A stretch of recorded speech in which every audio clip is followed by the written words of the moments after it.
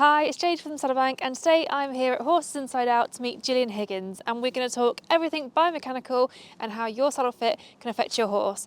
So if you'd like to learn a bit more, let's go.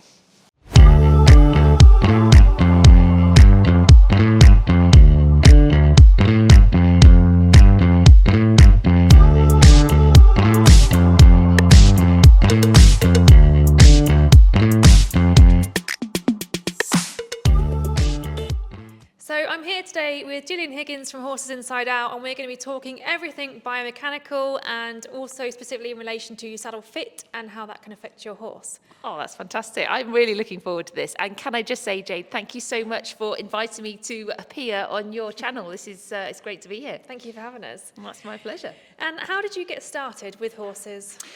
Oh, that's an interesting question. I don't really come from a properly horsey family, didn't grow up with horses or anything like that.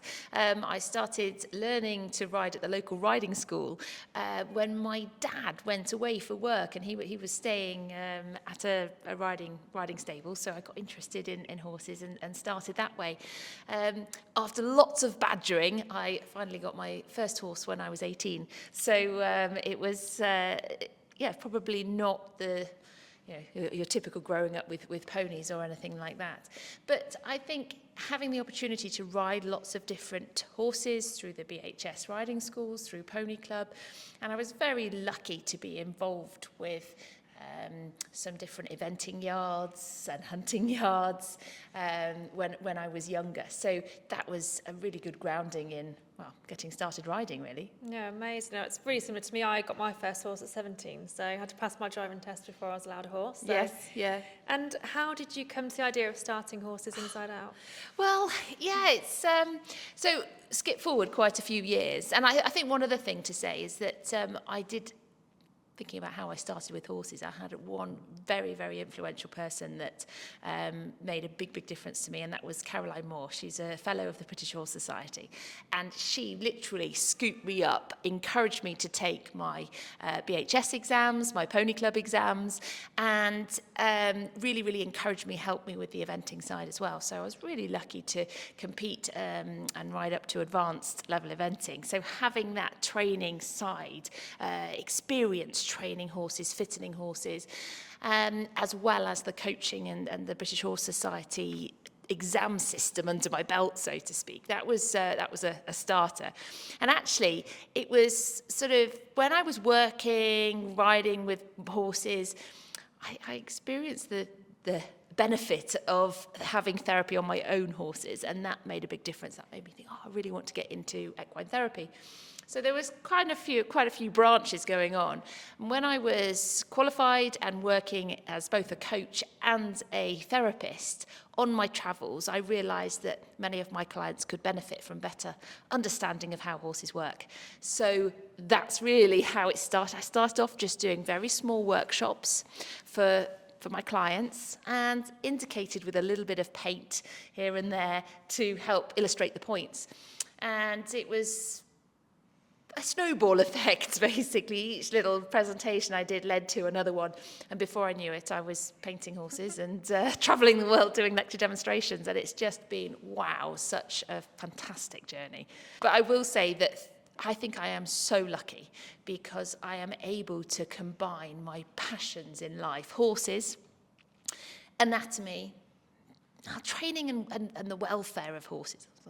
But the third one really is the arty side. So bringing that art into it, so being a little bit creative. And I think that's what makes Horses Inside Out so special, is because I think anatomy is absolutely fascinating, and it's something that I think all horse owners, riders, anyone involved in equestrianism should have a good understanding of, because it really can make a big difference to our horses. But I think for a lot of people, anatomy can seem a bit of a dry or a difficult subject. And very overwhelming as well. And there's a lot overwhelming. of layers to it. And there's complicated long Latin words. But actually, by painting the structures on the side of the horse, I think it really brings anatomy to life. And to me, it's not just about learning the names of the bones or the names of the muscles or the location or the insertion and origin points. Those things are really important. They're important, especially the higher up we go in wanting to affect the horse. And they're important for communication, say, between a vet or a therapist. But actually, I think it's not so much about the names, more about how can we apply this information? How can we apply an understanding of how the horse works, of their anatomy, to the way we ride our horses? We could think about timing of leg aids, for example, the precision, our balance, our position, all these things. I think we can apply an understanding of anatomy to the way we train our horses when we think about conditioning and fitness and the exercises we ask him or her to perform, and also to management. So I've actually now, well, quite a while ago, painted every single anatomical system on the sides of horses, whether it be, well, not just from the sides, but from in front, behind, above, where appropriate. And actually, this horse behind us here, the Freddie Fox, was the original Horses Inside Out horse, and I think he was probably the most painted horse. So when we look at all the anatomical systems, because sometimes it's easy just to focus on the skeleton, but actually having an understanding of the cardiovascular system and the lymphatic system can really help us to improve the way we look at fitness, assess fitness, and appreciate what we're doing with our horses. An understanding of the digestive system can help us with nutrition and feeding practices. The list goes on, as you can imagine. So I'm really, really passionate that I think people need to learn more about the anatomy, how horses work for their sake, really. And I think especially in today's day and age, we need to do as much as we possibly can to make sure that, considering everything we ask horses to do, ensure that they're working in the best possible posture, comfort, to enable them to perform well, but also for longevity too. Yeah, definitely. And I've been to one of your demonstrations where you have painted horses, and actually to see the horse moving and the bones and everything is just incredible, because you can't physically imagine that when you're riding your horse or watching your friend ride their horse, but to actually see it live, and also you've got a lot of videos on your website as well and all through your courses. Yes. It's absolutely fantastic. Oh, thank you. Yeah, the live painted horse lecture demonstrations, we normally paint two horses. It takes quite a while. We'll put the skeleton maybe on one side, muscles, or it depends which design and what the focus of the lecture demonstrations is. But we'll paint both sides of two horses, and seeing the horses move, there's nothing quite like it. It really does bring the messages to life, really. And I think having that opportunity, whatever you do with horses, is something that, yeah, I think everyone should take the opportunity. So if I'm coming to you, near you, we've got a list on our website of all the different places we go to for lecture demonstrations.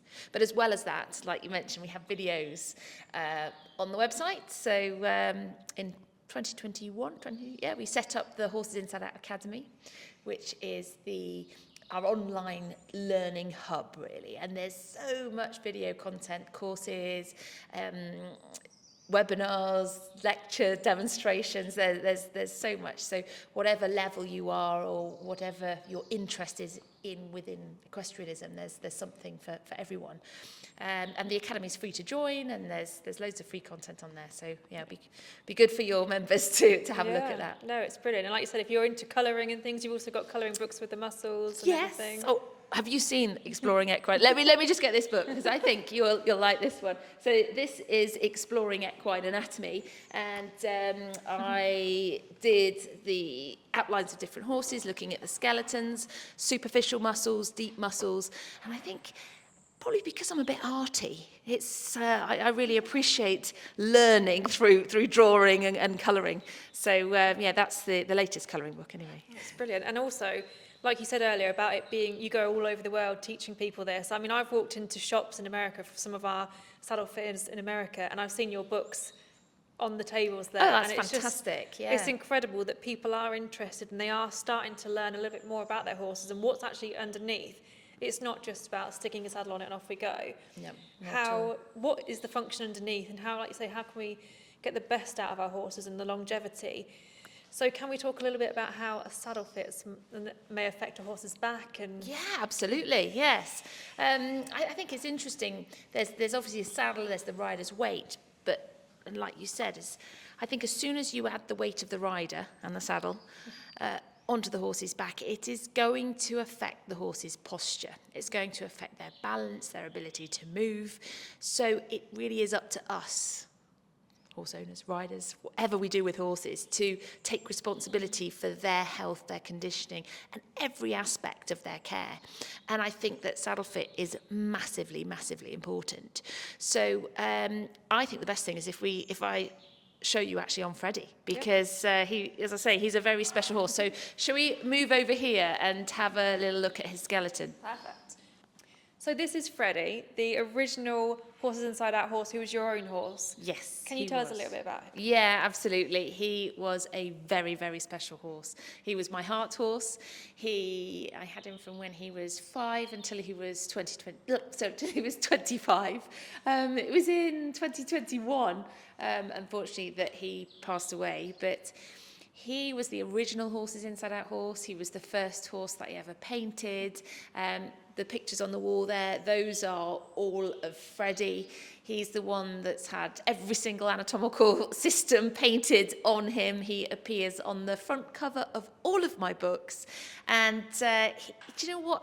All the lecture demonstrations he's performed as well, in all the videos in the academy, he has helped so many people to learn about anatomy.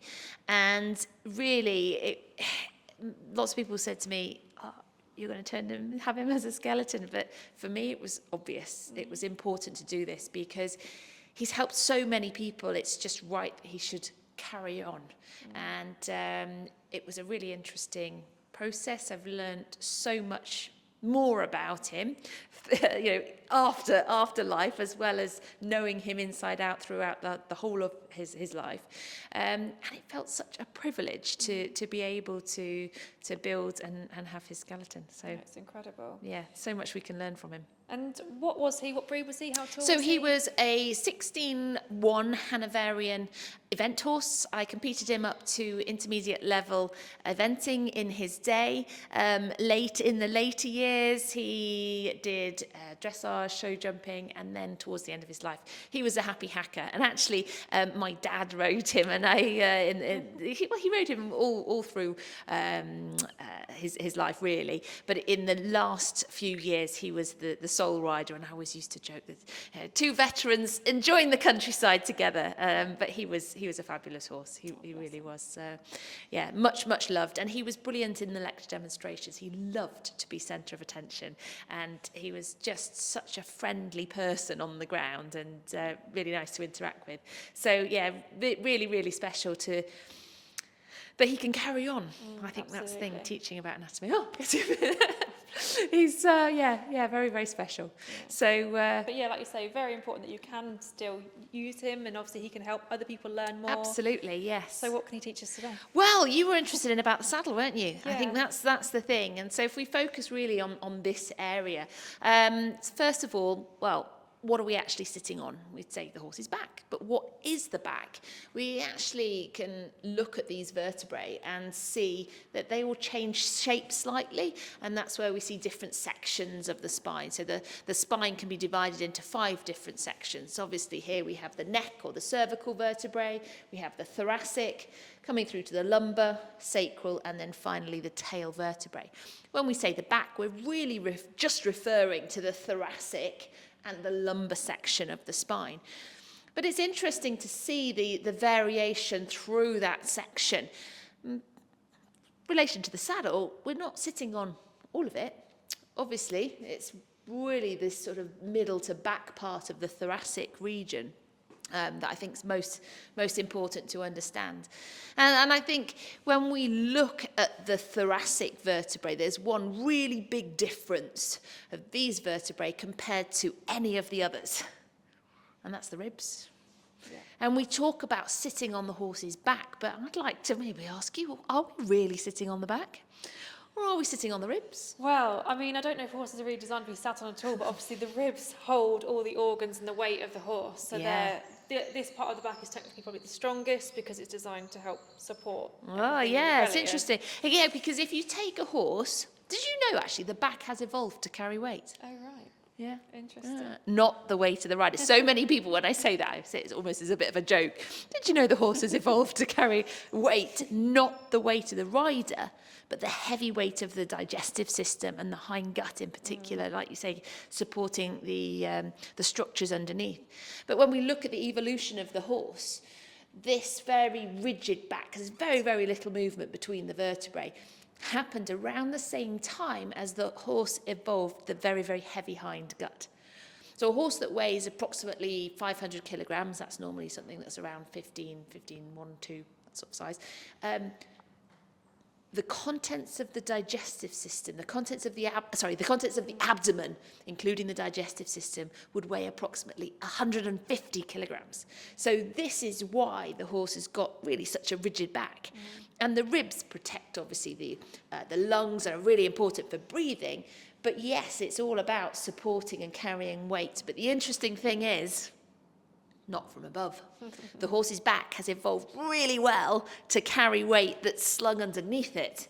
So yeah, fundamentally, the horse isn't well designed for supporting. And then that goes back to what you said earlier about the horse's posture. If a horse is going too hollow, massively. we're going to get I could talk loads about this. So in the Horses Inside Out Academy, I've got a presentation really going into detail. It's called Understanding the Horse's Back, so all about the back.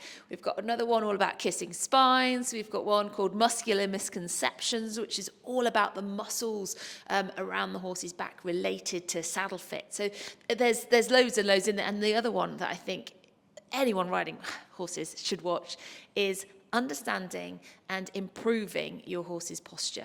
So this gives a system that anyone can use to assess their horse's posture and then know how to improve it, basically, which is I think is just so important. But going back to the ribs, I think very often in anatomy books, you turn the page over and it gets to the page about the ribs and it'll tell you there's 8 true ribs, 10 false ribs. The ribs protect the heart and lungs are important for breathing. Turn over. Next page. That's it. That's all it tends to say, isn't it? And I think very often ribs are kind of brushed over a bit because, well, they're just for breathing, right? I know we could say breathing's important. Of course it is. But actually, when we consider that we add the rider, the saddle panels are going to be in this area here. And of course, there's the longissimus dorsi muscle, which comes all the way through here. There's other muscles as well. But then really those panels are going to be pressing down on these ribs. So as soon as you do that, it's going to affect the rib cage posture. And I can't move these because they've been drilled into position. But in the live horse, you press down and that's going to compress the rib cage. And so we think, well, how can we strengthen the muscles that help to lift the ribs? That always gets people going. And what can we do? Working a horse long and low often comes up. Hill work, pole work. All those things are fantastic, but there's one really basic thing that we can do. Any ideas? I've got something in my brain. But go on, no, tell me. See. I would think the belly. The belly lift, yeah, that's going to be really good for strengthening the abdominal muscles. And strengthening the abdominal muscles is going to help generally with back posture, which is a good thing, and may affect the rib cage a bit. But there's something else that's even more, well, not more important, but specifically in relation to the ribs. Cardiovascular fitness. Okay. So a horse that is truly fit is going to have stronger breathing muscles because it's actually the breathing muscles that move the ribs and support the ribs. So if they're stronger, their horse is going to naturally have a much better rib cage posture and they're going to be much better at carrying the weight of the rider. And how is a horse affected if it is slightly underweight or lacking top line and then you place a saddle on top? Yeah, absolutely. I think there's a question. Should we be riding horses if they're not fit enough? If they are not strong enough? If they are lacking muscle? Should we be riding them? Should we be doing more work on the ground? And I always think that actually if they're cardiovascularly fit and if we've done all the movements and exercises that we're going to be doing ridden in hand or on the lunge, on long reining or something like that first, then they're going to be in a better place for carrying the weight of the ride as well. And I think that is a really important message that we need to get out there. Yeah. So if a horse is significantly compromised in their posture, really lax muscles? Should we be putting saddles on them in the first place? And the other thing is, why do they have a huge lack of muscle? Is it because they're just weak? They're youngsters, in which case they definitely need conditioning work. Or is it pain related? Because muscle atrophy often happens if there is pain. So if there's pain causing muscle atrophy, then we need to address that as well as improving the posture and the core strengthening and the preparation work. And what about saddles blocking muscle development? Oh, that's an interesting one. Ill-fitting saddle blocking it. So Absolutely. It's losing the top line from that. Yeah, that can definitely affect it. So if you've got a poorly fitting saddle, maybe poorly flocked saddles, and you've got hard lumps within the panels, something like that. I mean, if you wear an uncomfortable rucksack, you're probably going to start moving yourself in a different way to avoid the pressure, and the horses are going to do exactly the same thing. And talking about pressure, that's another thing. So if we think about the anatomy for a minute, we've got the skin. Underneath the skin, you've got superficial fascia. And we've got the aponeurotic fascia of the thoracolumbar region. Oh, that's fancy words, isn't it? But basically, connective tissue. And then we have the layers of different muscle before we get to the big, bulky muscle underneath, before more fascia, more smaller muscles down to the bones. But when we think about pressure can cause dehydration, local dehydration. And when we think about anatomy, very often we'll talk about the importance of hydration, especially for connective tissue. And if anyone wants to learn more about connective tissue, I would direct them to All About Fascia. It's a course which we've got on the Horses Inside Out Academy. It was a whole day, so there's loads of information all about fascia and how to keep it healthy. So this is just a little bit of information here. But one of the important things about fascia is hydration. When we say hydration, I need a drink of water. I think you think about drinking water and, it's really important to drink lots. And that's really important. But it's not the only thing that keeps structures hydrated. Pressure. So if you take your hand and make a fist and really squeeze your fist, if you look, your knuckles start going a bit white. That's because the fluid, then you open it up again, changes colour, the fluid is pushed away from that area. And we can see a similar thing with the saddle. And especially if you've got pressure points, if you've maybe got a bridging saddle or poorly fitting saddle, lumpy flocking, something like that. And an unbalanced rider. That's the other thing. If you've got a saddle that fits the horse well, but puts the rider out of balance, that can have a negative effect on the distribution of the force. So if you've got smaller areas where there's a lot of force going through, you can get dehydration in the structures underneath. And anyone that's looked at muscles and fascia will have heard about slides and glides, how important that is. Hydration is important for slide and glide. And as soon as you get local dehydration, then you get deterioration in the tissue, which is going to affect not only movement, performance, but longer term is going to affect the and the fascia is something that people wouldn't even consider. They might be thinking, it's a bit, there's a bit more muscle on him and stuff like that. But like you say, that's not something that the everyday rider is even considering as a situation that, may impact their horse. Yeah. And the nice thing is there's lots that we can do as horse owners to help. Obviously, getting your saddle to fit well is really, really important. Working on our own posture and balance to help distribute the forces as evenly as possible is really important. But there's also hands-on massage, myofascial techniques that you can do, or any horse owner can do really easily before and after work to help alleviate any stickiness, dehydration, to rehydrate the area really and get those layers of fascia moving and sliding and gliding well again. And can you tell me a little bit about the scapula and how that is affected by saddle fit? Yes, absolutely. That's an interesting question and actually quite pertinent to Freddie's position here. So I will just say that Freddie, 25-year-old skeleton, currently built in, I'd say, the pose of probably an 8-year-old. He's got much better posture than he did at 25. But we wanted him to look fantastic and impressive and show expression. The idea was that he was matching the Horses Inside Out logo, which was based on a photo of Freddie. So he's in this quite expressive trotting pose. So if you look at the scapulas, the left and right, they're not symmetrical. If the horse was standing square, they should be symmetrical. But because he's got one leg forward, and of course, the horse has got no collarbone. There's no bony attachment. So, and this is the really nice thing of seeing the skeleton and looking down this view. You can see there's nothing there. Okay, yes, other than a piece of wood holding it together, but there's nothing really there. So, it's just muscular connection, ligament, fascia holding that together. So when the horse takes a leg forward, the top part of the scapula, and here you can see there's a little bit of something else on the edge of this bone. It's not like a clean end where you see, as you see on the front and the back.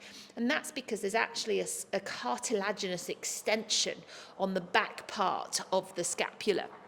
So that would be a little bit bigger there. But in this position, forelimb goes forward, the back part of the scapula rotates back. So the position that you're looking at the scapula here in relation to the thorax, the ribs, the thoracic vertebrae, this is probably as far back as it would go. Then when we look at the other scapula, this forelimb is back, well, the right forelimb is back, and the scapula, the top part of the scapula, rotates forward. So then when we think about the fitting of the saddle, the tree, the placement, this is really, really important. Obviously, it's in the angles, that's got to be right to match the horse, but thinking about the points of tree, where that is in relation to the back of the scapula. And I've actually got a tree, so just hold on. I'll nip and get one. So this is a tree. You obviously recognise this, Jade, but this is for a 17-inch medium width, I think, general purpose tree. So if we were to put this on, it would be something like this. The back, this part here is the point of tree.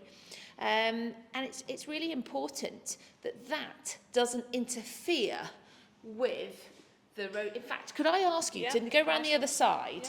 And then if you hold this in position, we can really show the viewers where it would be. Yeah, probably go a little bit lower down, that's it. So this clearance here, we always say you want to have 2 or 3 fingers behind the back of the scapular cartilage to allow for the movement of this. Maybe this isn't the right saddle tree for Freddie, but we get a bit of an idea. But remember that this is already rotated back. So in the standing, it would be more here somewhere. So actually, this would be a closer position to when he's moving. But it's really important that this fits right in this area, because you can see that, especially when we consider the scapular cartilage, these two things are bashing together. What's going to happen? The horse is going to stop wanting to interfere with this, and the stride will shorten. The horse will lose their expression. They're not particularly going to want this movement in the trot. They'll lose elevation in the stride. And I've seen horses have, saddles that really don't fit very, very tight in this area, and literally in the walk, they're shuffling. They're not wanting to express movement, never mind in the big paces. So, yeah, it has a massive effect. And another point that's really important, saddle fitting, T18. Yeah, absolutely. And I think this is an interesting one. So we're coming now to the back part of the thoracic region here, the back part of the ribs. And we've got 18 ribs in the horse. You can feel the last rib. And it's probably the best way to feel it is to come forward. This is the widest part of the pelvis here. It's actually to come forward, press in this soft tissue and kind of come up to it like that to find the last rib. Especially if you've got horses that have carrying a little bit more condition, it's best to do that rather than just to go for the one that you can see. So come forward like this. Follow it up until it disappears underneath the back musculature, which on Freddie would have been about this point here. Then draw from that point a straight line to the middle of the horse's back, and you will be touching the top of the first lumbar spinous process. So if we were to go straight down from that point, because these are orientated slightly forward, you know that directly at that point, that's the junction between the last thoracic vertebrae and the first lumbar. So I guess the question is, why is this such a hot topic? Why are we talking about it? Well, if you have a closer look at the lumbar vertebrae, you see we've got these transverse processes which come out the side. These are fixed, they are part of the lumbar vertebrae. Yet in the thoracic region, we have the ribs, and you can see there's joints attaching the ribs to the thoracic vertebrae. This, of course, allows for movement. So there's quite a mechanical change at this point. There's movement between the rib and the thoracic vertebrae, and absolutely no movement between the transverse process and the lumbar vertebrae. So interestingly, if you take your hand and press on the back musculature above the lumbar vertebrae, you'll feel the muscles squishing up against the bone here. If you take your hand and press up on the back musculature against the ribs, you'll feel it squishing up against the ribs, but you'll also get the feel of the spring of the rib cage. So if we have a saddle that comes a little bit too far back, and when I say saddle, really the weight-bearing part, so the back part of the tree, the bit of padding out the back or the the fluffy down the back doesn't really count. It's actually the weight-bearing part. But if that comes a little bit too far back, and then we think about the rider on board, you can see that potentially a pressure point could develop here because there's movement in that part and it's not the same here. So it can basically squish the muscle up against that first transverse process. So first of all, finding that point by following the last rib, straight line up to the middle of the horse's back, and that's the point in front of which your saddle should sit. That's important, so the placement of your saddle, but also the fit of your saddle. So if you get off, maybe at the beginning you've placed the saddle just right, and you get off and you find that it's back here somewhere, maybe it's not the right saddle. Yeah. I think that's something to, or then it needs tweaking, it needs setting up correctly. So yeah, that's understanding that is important for keeping your horse's back healthy. Yeah. And that's fundamentally what we want, isn't it? Absolutely. And some common responses from the horse, if the saddle is too long for it, typically bucks, doesn't sort of come through from behind, or? It's really hard to say specifically a behaviour because every single horse is different. And I would say, probably they're going to develop tension if you were to run your hands along this area. There may be reaction in that area, maybe slightly going more into an extended back posture. Horses are incredible animals at hiding discomfort. So some horses aren't going to show it, which is the worst thing in a way, because we don't, if your horse is bucking, there's something really not right. You need to be asking the question, why? But wouldn't it be nice if actually we were asking those questions before we had the really overt symptoms of discomfort and pain? Instead, if we're really on it, and I think for me, it's really important as horse owners that we know what our horses' backs feel like, our horses' muscles feel like, our horses' legs, head, neck, everything, so that we know what their normal is. Yeah. So I really advocate using your hands to maybe have a grooming session once a week. So instead of put the grooming brushes down, feel all over. And even if you think to start with, I don't really know what I'm feeling for, it doesn't matter. You just need to learn what normal feels like so that you've got a standard. And then when there's a subtle change, you can react. You can think, well, why is this happening? You can ask the question, why? And I think this is important with every single aspect of horse care and management. We need to know what their normal is. We need to be questioning the very, very subtle signs of discomfort, the very, very subtle signs that things aren't quite right. And so often as horse owners, we'll say things like, it just doesn't quite feel right today, or it's not quite right. That doesn't mean we should carry on regardless. Actually, we really need to listen to that because horses as prey animals are so good at hiding their discomfort. Another classic sign, if you like, not necessarily for the saddle being too long, but is to feel the tops of the spinous processes. So a little test that you can do to make sure that things are good. If we think about a saddle, there's a gullet, obviously, to allow space, so we're not putting direct pressure on tops of the spinous processes. Of course, the saddles are generally a fixed shape. They don't move with the horse. So when the horse bends, the back is going to move round, but the saddle doesn't change shape, which is why when you ride a horse on a 10-metre circle, a small circle, the back part of the saddle will slip out to the outside a little bit. And that's always going to happen until we get some kind of interactive. So maybe you guys are going to invent one.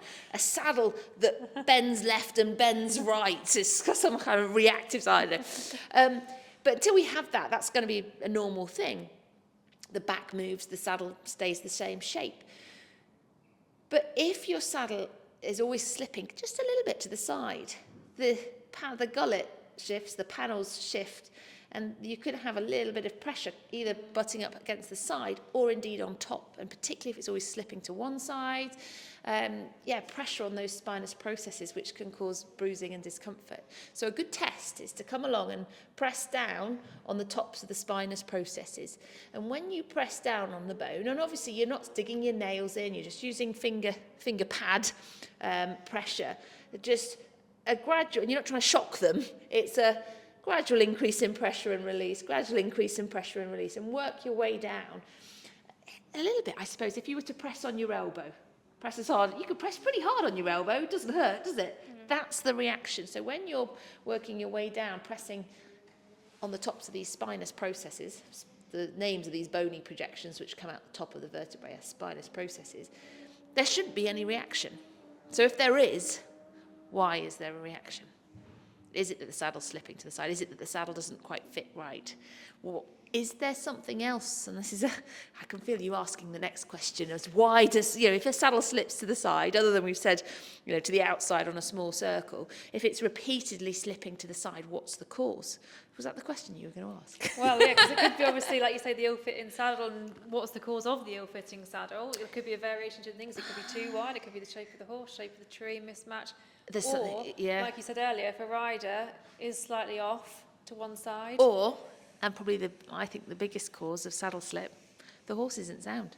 Yeah. Have you seen the amazing work from Dr. Sue Dyson looking at hind limb lameness and the prevalence of the saddle slipping to one side or the other? And I think that's absolutely fascinating. But a good test, I always think, if you're not sure if it's the horse, the saddle, or the rider, one thing we could do is put the saddle on, trot the horse up, see if the saddle slips to the side. Put the rider on the saddle, on the horse, do the trot up again and see if the saddle slips to the side. Because interestingly, generally, when there's less weight, the saddle will slip more if it's caused by the horse. Yeah. If it stays perfectly straight with the horse on its own but starts slipping when the rider's added, points to the riders, doesn't it? So that's quite a nice little test that anyone can do with their horses. So. Yeah. And if a rider or horse owner is concerned about back strain and back health in general, what can they do? What are the steps they can take to? Call the help of a professional. Don't just carry on regardless. If you think your horse is showing the slightest sign of discomfort, then you need to stop what you're doing and reassess. I think, like I said before, if the horse, they're very good at hiding symptoms. So if they're showing the slightest thing, then we really need to investigate why that's happening. And it can be, like we said, it can be the saddle, it could be working on us, it can be getting the vet out to make sure that the horse is sound, it can be working with your physiotherapist to check the back health. And I also think that actually us learning massage and Pilates type techniques to improve our horse's posture, core strength, lateral stability, comfort, suppleness, balance, the list goes on. But we really need to take responsibility and ownership for this. And I think it's so important. And I think gone are the days of just getting on the horse and taking a ride from a horse. I think it's really important that we take ownership of the conditioning and the preparation and the comfort of our horses.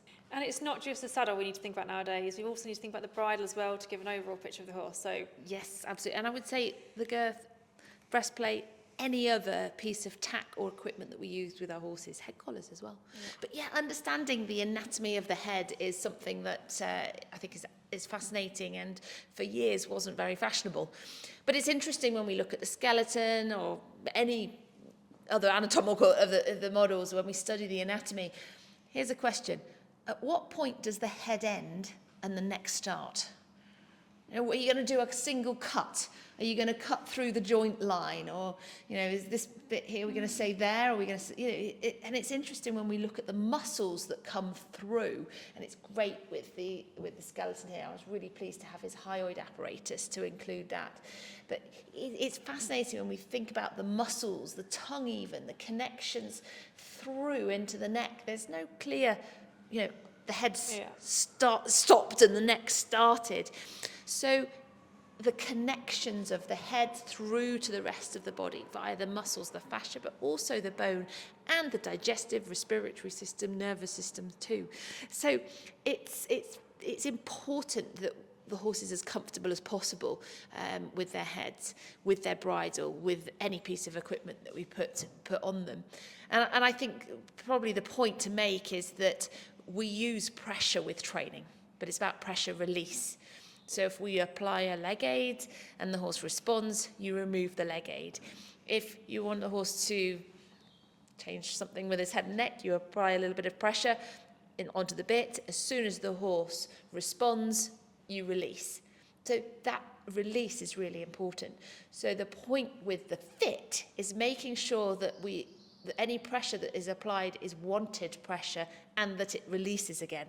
So we don't want inappropriate pressure, we don't want inadvertent pressure, we don't want pressure on the temporomandibular joint, we don't really want pressure, affecting certain nerves, affecting the respiratory system, putting pressure on the cartilage at the back of the ears, that sort of thing. So understanding the anatomy is really important, absolutely. And it's something.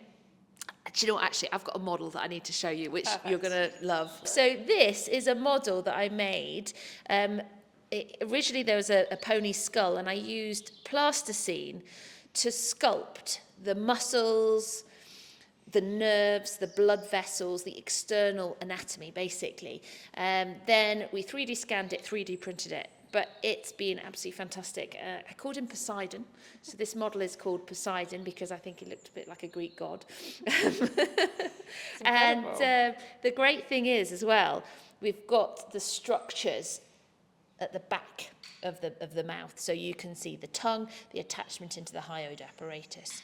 So I think that's really interesting when we think about the connections through. It's quite an unusual view. But I made this model as part of education for understanding the external structures of the head, specifically for bridle fit and design. And in relation to producing illustrated head anatomy. So this is a book specifically for anyone interested in improving bridle fit, design, not just for fitters and professionals, but also for interested horse owners. Really go into detail of all the structures of the head. And I think every single aspect of anatomy is important to study. And we've talked a lot through this chat, through this interview, about taking responsibility as horse owners, as professionals, as anyone working with horses. The trouble is, you get into one area and suddenly a door opens and there's so much more to learn just about that small area and the connections through to the rest of the body. But I think that's one of the great things about horses. We are never going to run out of things to learn. There's so many intricacies to every part of the horse, and then when we load things on top, it's important to know how they're going to impact the horse. And Absolutely. how we can make sure the horse is comfortable to do what we're asking it to do. Yes. But yeah, it's really important and really fascinating to learn. So Gillian, we've had a fantastic time learning about anatomy and meeting Freddie. He is absolutely incredible, and obviously this little guy here too, absolutely fantastic. So anyone who's interested in learning more, where can they go? Oh, no, that's good. So basically, head to the Horses Inside Out website. We've got loads of events going on. We've got the online academy and, of course, the books on there too. Jade, thank you so much for inviting me to do this presentation. I've really enjoyed it, and I hope all your followers like it too. Yeah, it's been incredible. Thanks, Gillian. My pleasure.